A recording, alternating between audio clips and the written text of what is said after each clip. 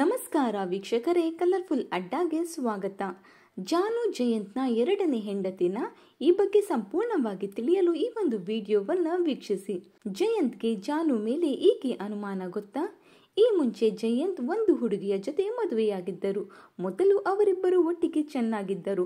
ಆದರೆ ಜಯಂತ್ನ ಅತಿಯಾದ ಶಿಸ್ತು ಅವರ ಮೊದಲ ಹೆಂಡತಿಗೆ ಉಸಿರುಗಟ್ಟಿಸಲು ಆರಂಭಿಸಿತು. ಅತಿಯಾದ ಶಿಸ್ತು ಆಕೆ ಸಹಿಸಲಾಗದೆ ಆಕೆ ಜಯಂತ್ನಿಂದ ದೂರವಾದಳು.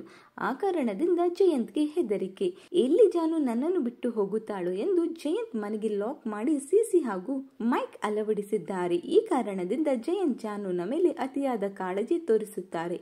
ಈ ಕುರಿತು ನಿಮ್ಮ ಅನಿಸಿಕೆಗಳನ್ನ ಕಮೆಂಟ್ ಮೂಲಕ ತಿಳಿಸಿ.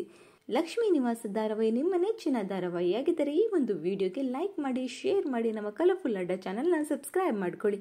ಹಾಗೆ ಪಕ್ಕದಲ್ಲಿ ಕಾಣಿಸೋ ಬೆಲ್ ಐಕನ್ ಕ್ಲಿಕ್ ಮಾಡ್ಕೊಳ್ಳಿ. Thank you.